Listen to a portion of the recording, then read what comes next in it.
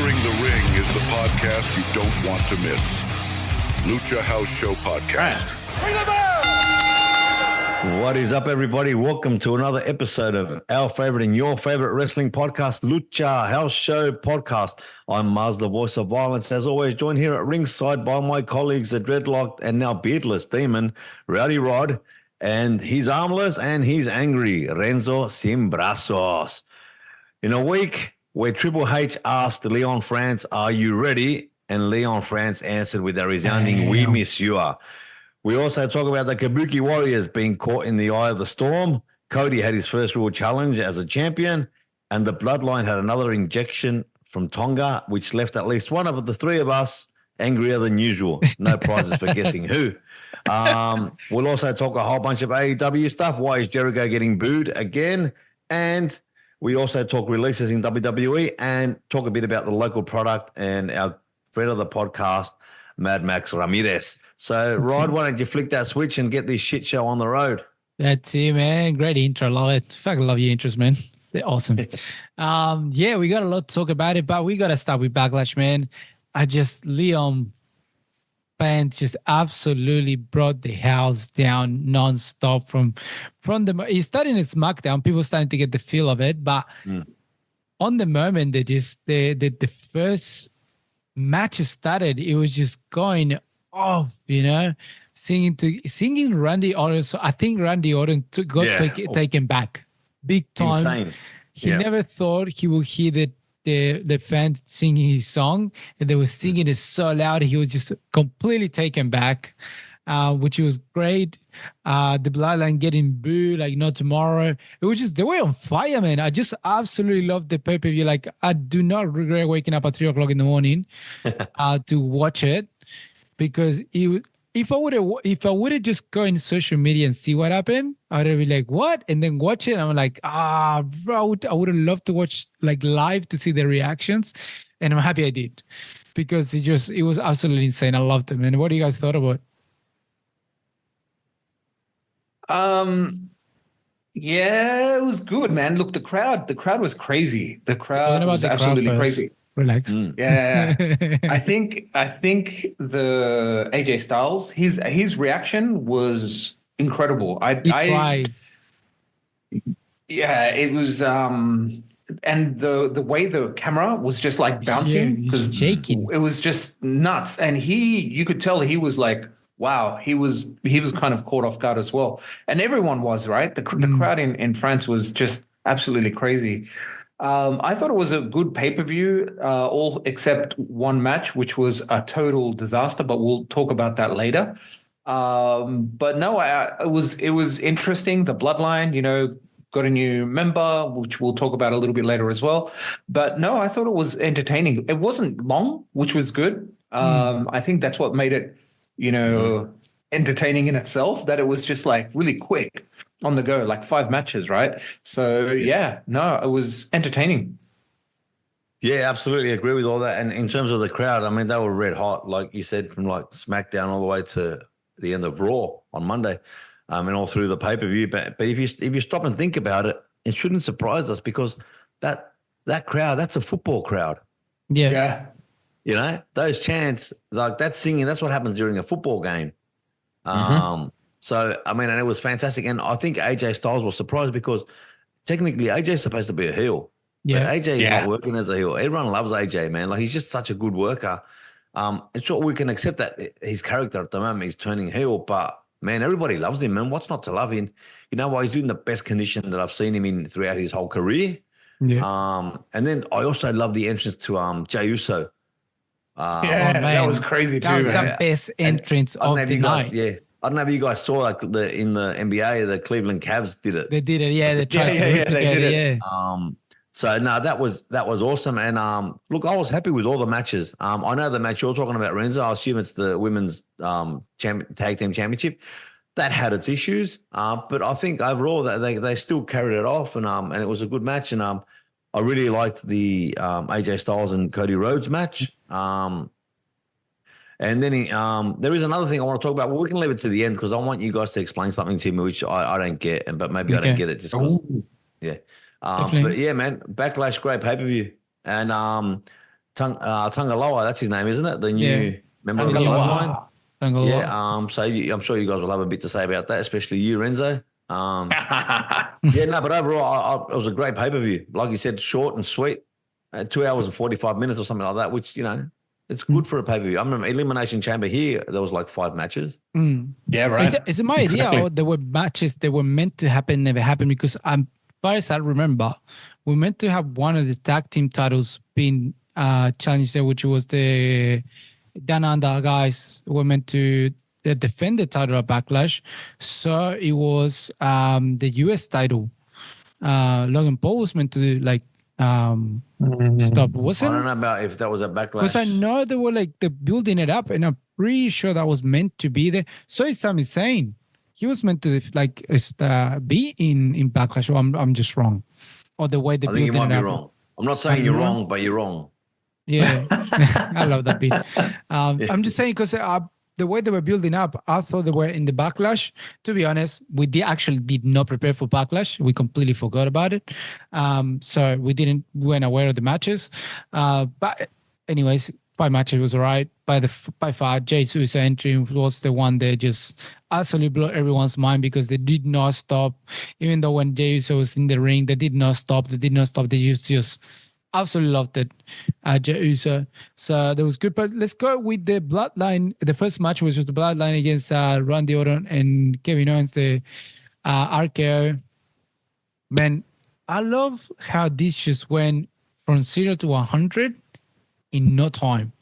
There was no time of, let's get ready. They're starting going off at each other, hitting each other.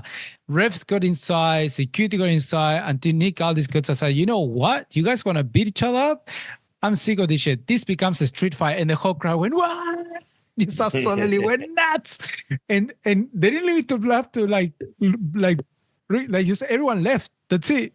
They had to ring the bell. It was just off and off you go. And they was beating the shit out of each other everywhere. Like Kevin Owens was bleeding at one point. We saw great Tamatonga. He did good. We saw a little bit of what he's capable of doing. He's capable of way more. Believe me that. Solo Sikoa, Randy Orton, he took a big bumps during the match as well. Yeah. Brought everything, chairs, tables. They brought garbage bins. They brought the announcers table. They brought everything. This absolutely was complete street fight for 20 minutes. I just absolutely loved it. The way more than anything, the way the match is just the way that Nick Aldis got involved, and it was like, you know what? Fuck this shit. I'm not gonna make it I'm not gonna make it a normal title. This becomes a street fight. Just beat the shit out of each other. Get out of the system. That's it. It was perfect. Yeah, great. I loved it. For me, it was the match of the night. And what a way to start. Yeah, like you said, I had everything. It took me back to the old, the bingo hall in Philadelphia. I loved it. Yeah, I loved it. Like I said, they trashed the French announcers table. It was great, man. Yeah, garbage cans to their head, like clear headshots, which we don't see a lot. Luckily we don't see a lot, which was rare to see. There was an issue with the ending, but we don't need to get into that. That might have been a case of not hearing stuff because the crowd was just so loud. There was 2 people underneath that ring. Someone held up. Yeah, someone held up the apron. Maybe someone else was meant to come in, and this was swapped at the last minute. No, maybe. I think it would have just been a producer.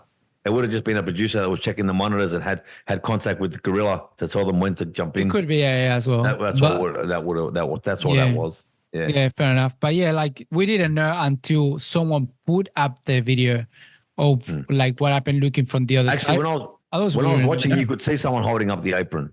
Yeah, and I'm like, there's someone else down there, which makes sense. Yeah. But for them to stay down there during that whole match, I mean, that would be loud as hell down there, man, with all those absolutely the way the ring is. 100%. Yeah, it would have been crazy. Yeah. Renzo. What did you think, Renz? I don't know, man. I thought Randy and Kevin did a really good job, man. They were amazing. These 2 guys, veterans as they are, I I'm iffy about Solo Sikoa. I'm iffy about this whole bloodline thing.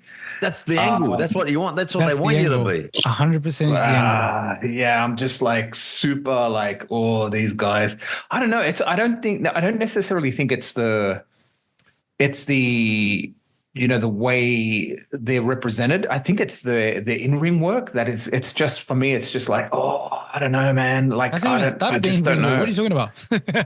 No, but like for example, that match. It's like just Solo Sikoa. Just I don't know, man. He doesn't convince me. I'm not convinced yet. But I thought, yeah, Randy and Kevin, man, they carried this match. They were, oh man, the way that Kevin bled, yeah, amazing. It was great.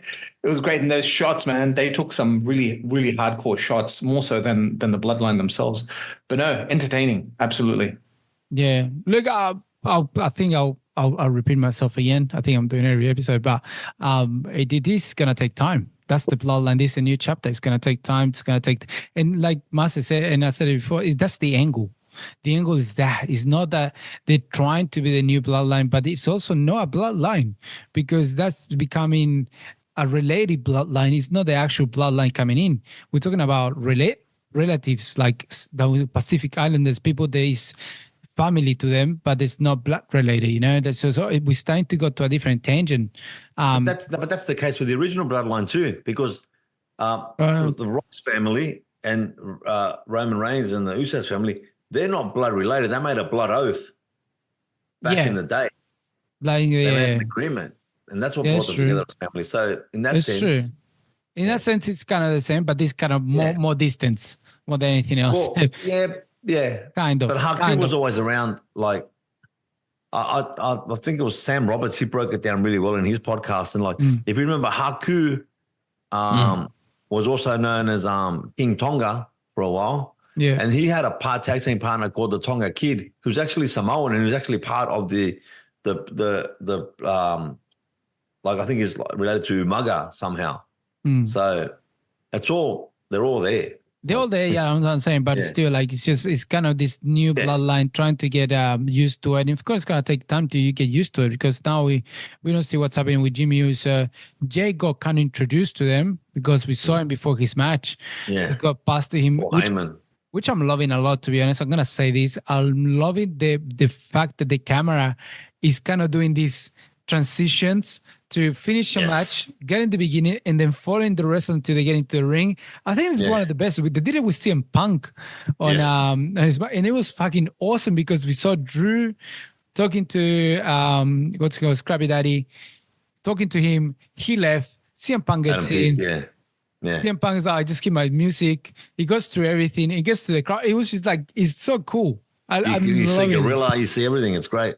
Yeah, I'm loving those angles. It's so awesome. I'm loving those angles. But this street match was absolutely amazing for me. Also the same match of the night. We started strong and they couldn't beat it. It was just absolutely great the way it started because it just started.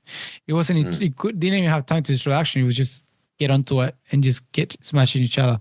The Bloodline gets the win with the introduction of the new member of the Bloodline, which is Tangaloa.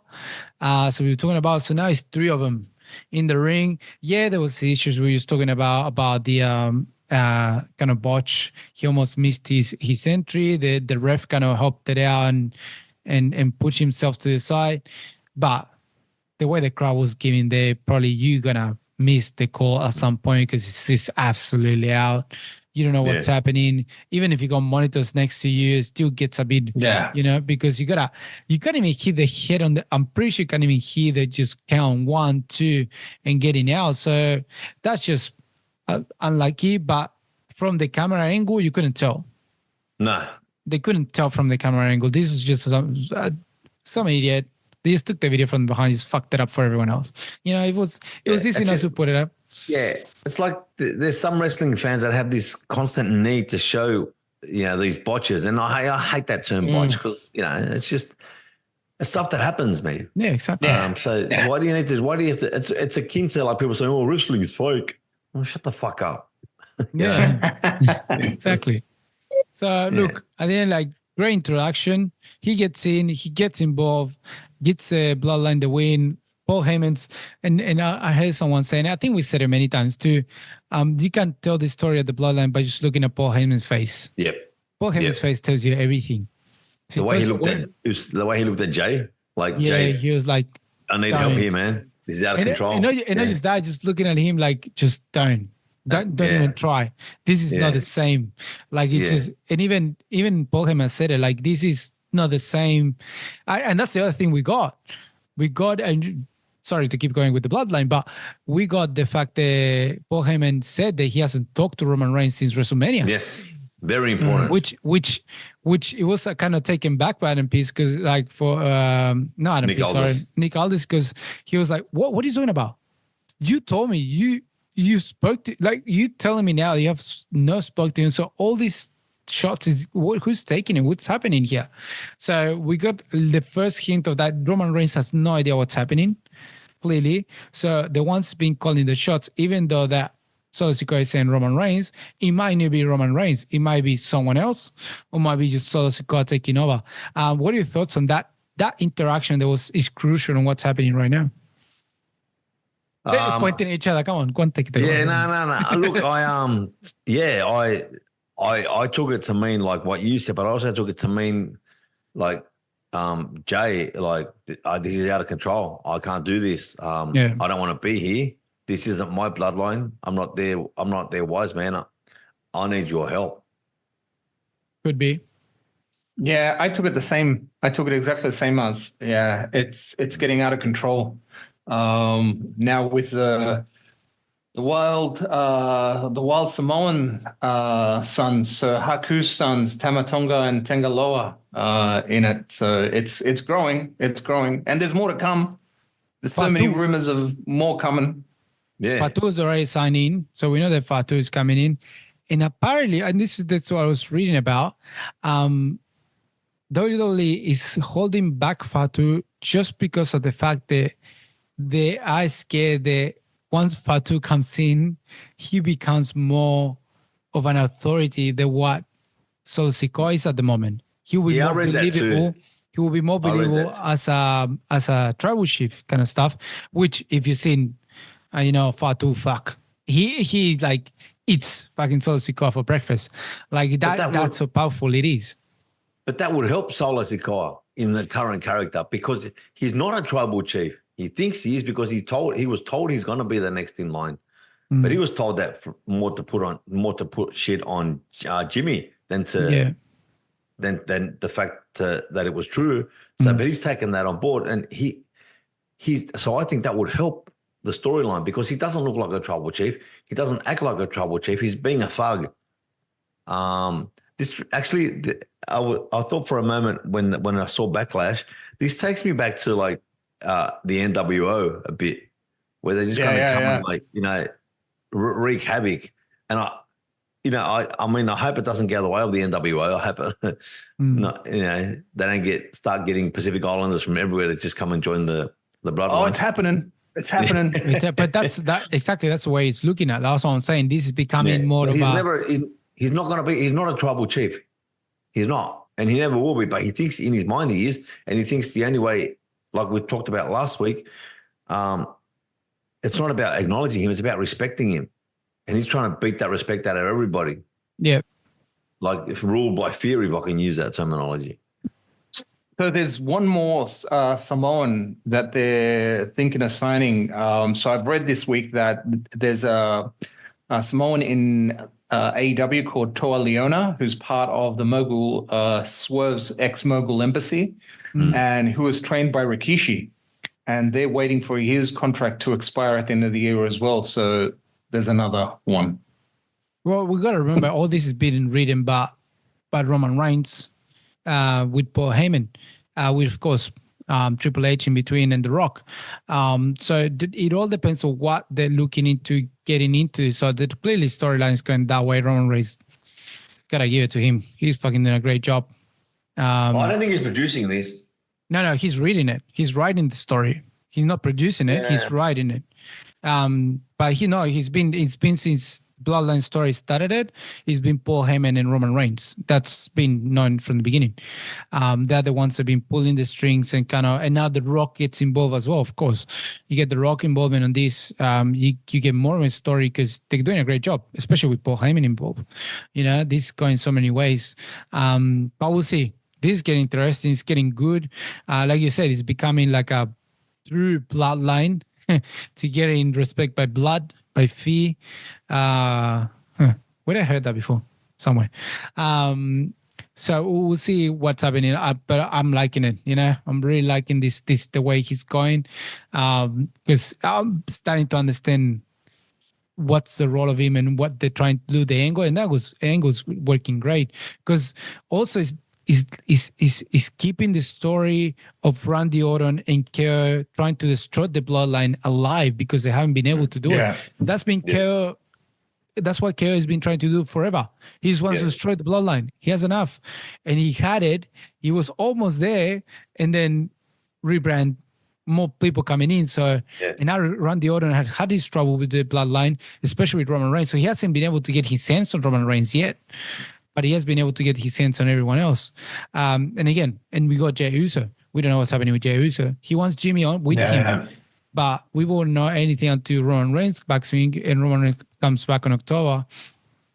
And we still got The Rock that he hasn't made any appearance since the Raw after. He won't come back till just before Mania.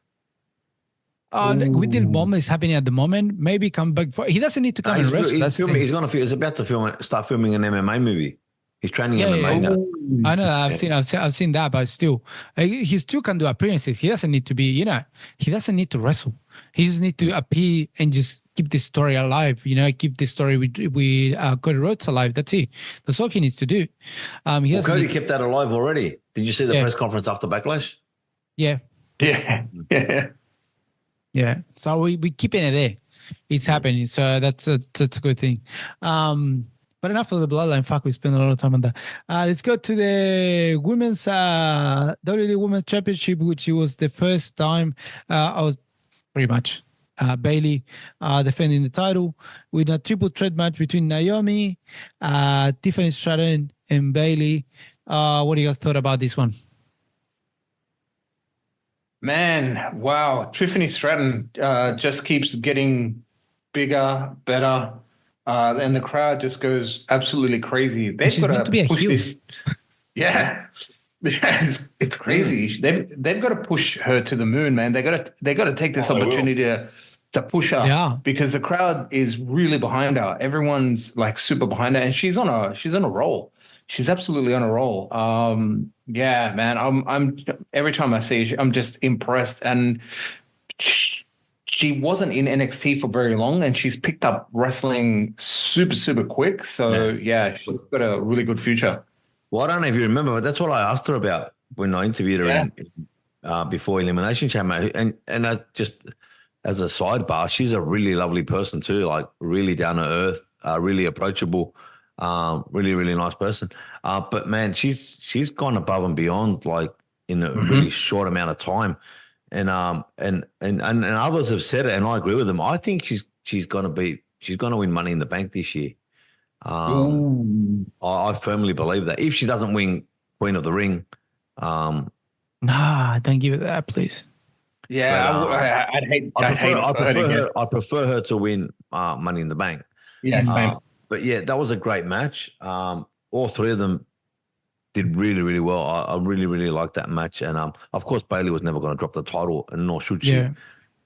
She's due for a long run. She's done the hard yards. She's a good worker. And it was just a good finish too. And then the way just Naomi just acknowledged at the end, like, it was really cool. I liked it. Yeah, it was a great match. Sorry, what did you say, Renzo? Before I go, I was going to say it's interesting that she's been compared to Mariah May, or Mariah May has been compared to Tiff Stratton from AEW, Mariah May. And they actually know each other. They're friends, and they tweet to each other and are very supportive of each other. But there's no animosity between the two. They're both blonde. They're both absolutely amazing wrestlers. Yeah. And they're young, man. They're both young. Yeah. So, there's a great opportunity to push these youngins up, man. Get them while they're hot, right? Oh, the women's division is looking red hot.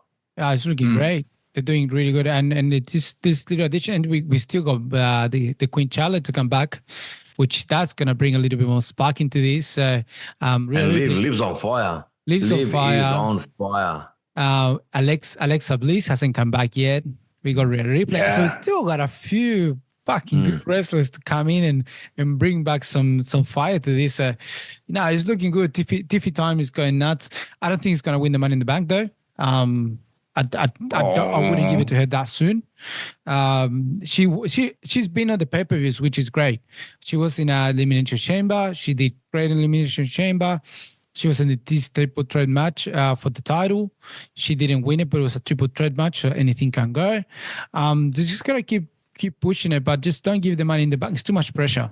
Look at what Damian Priest, Damian Priest, he was a while, and then he took the Money in the Bank, and the storyline was building with what's happening with the Judgment Day, and then what was happening with between him and Finn, and him and Seth Rollins and Drew McIntyre. So it was a big ass build to be able to cash in the way he did. So put Tiffany Stratton at the moment. She's just keep it pushing it the way she's going. Maybe in the Money in the Bank, get one of the last to almost get the briefcase and losing it probably, but wouldn't give it to her. Then they're gonna make a Queen of the Ring. They're gonna give her something. But it's Queen of the Ring, King of the Ring means absolute shit. It's gonna be in South No, Africa. you get a title shot. You get a title shot. You get a title shot? Yeah. To what title? I don't know.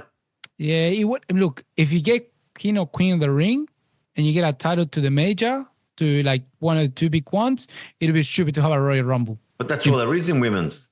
For singles, that's all there is. What do you mean all cities? There's no women's intercontinental title. It's no one to go to. I know they've been pushing first. I know, but for women, Queen of the Ring, maybe. Maybe makes sense to have a title shot. Much, but it just this soon to give it a title shot and losing it. I don't know. She's not gonna win any titles anytime soon. So might as well just keep pushing it, and give it one more year before she can get a title. I don't know. At least that's what I think. But anyways, regardless of that, the match was great. Bayley kept the title. And then we moved to the Damian Priest against Jey Uso match for the World Heavyweight Championship, where we just talked about it. The crowd was absolutely insane. Singing his song, he's going up and down with the lights. A bit of an knowledge of Bray Wyatt. That's what Jey Uso did. It was like the Fireflies are again. He's here with us, which was great. It's a great moment. I was watching it live and I just could not believe it. It was just like, what the fuck is happening? Yeah. The whole thing was going up and down. I was like, this is a freaking party.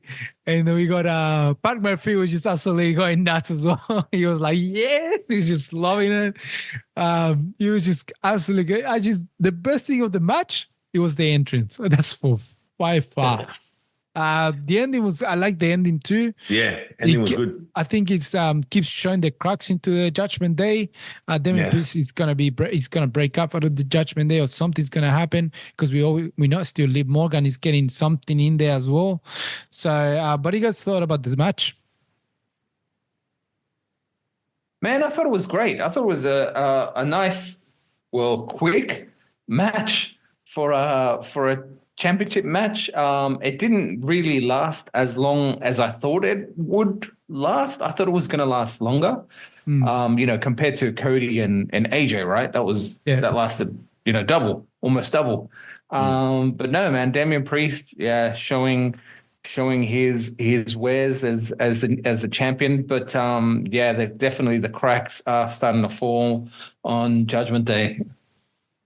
Yeah, great. Even though they made up on Raw on the Monday, it's the second time.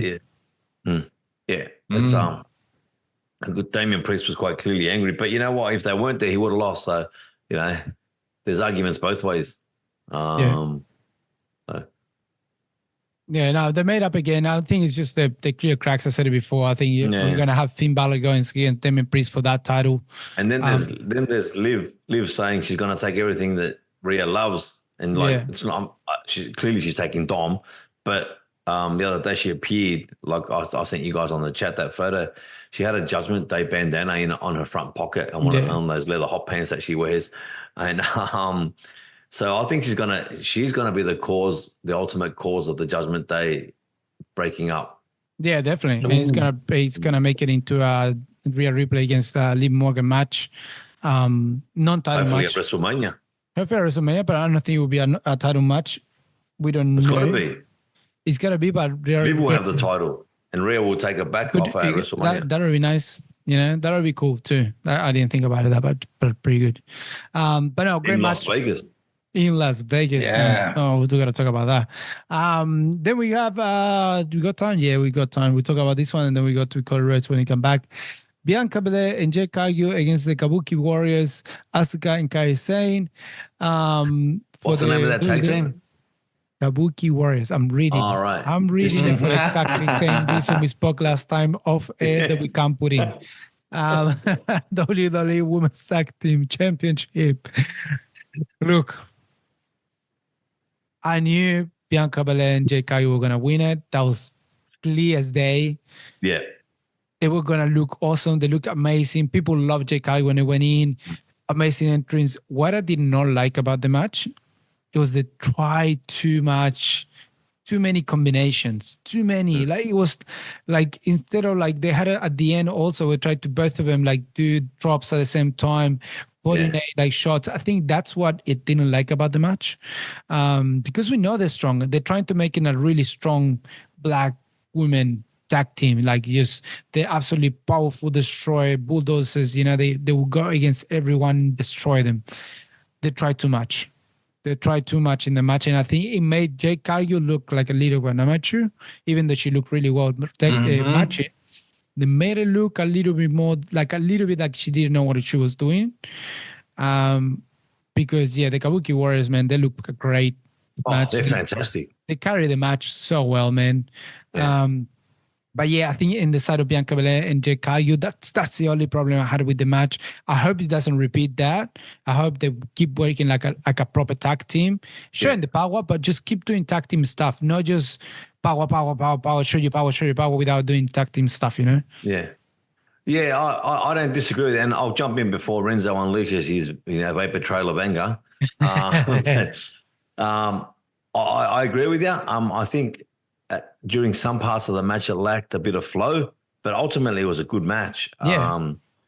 It went for long enough. As you said, the Kabuki Warriors, like they're both like Kira Sane and Asuka, like they're both fantastic workers, man. Like Kira Sane just flies. Like she's unbelievable, man. Those elbow drops and stuff like that.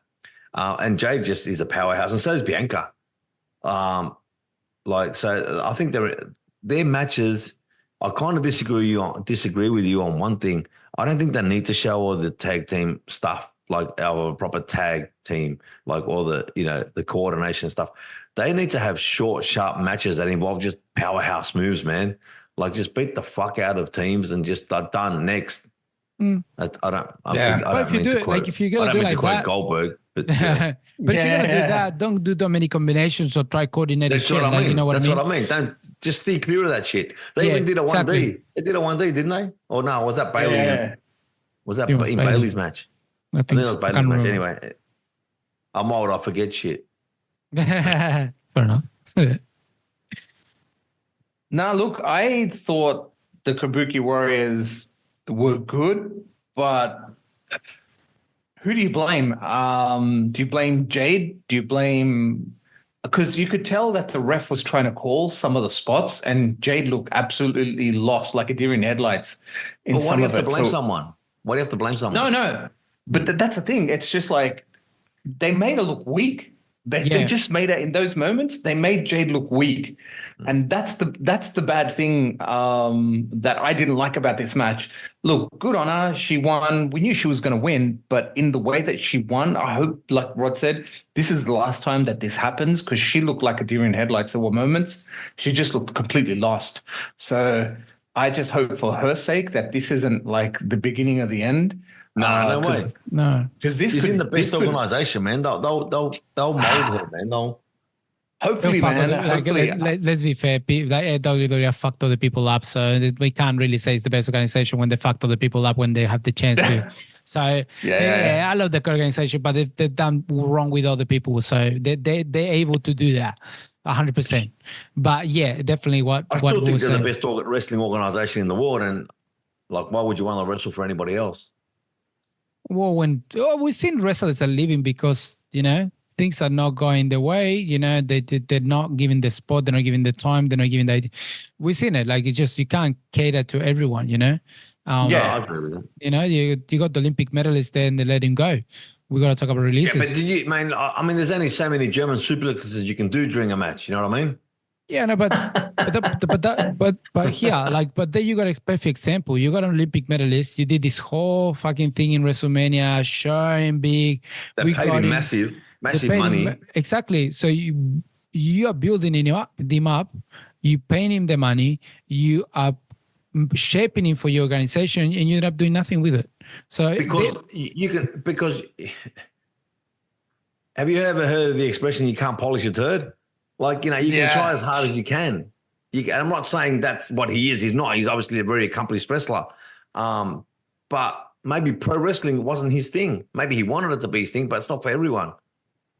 Fair enough. That's what I'm kind of afraid. NFL teams that are chasing him now, and good luck to him. I hope he gets them, man. Like, that's what I'm afraid with Jade Cargill, man. Like I've seen wrestlers get done for worse, right? Like our mate, the Aussie, what's his name that they released not long ago? Zion Quinn. Man, So I don't know. I'm nervous for Jade. Hopefully, her star will rise and they work on her. But yeah, in an event like this that's internationally seen, right? And it just made her look weak.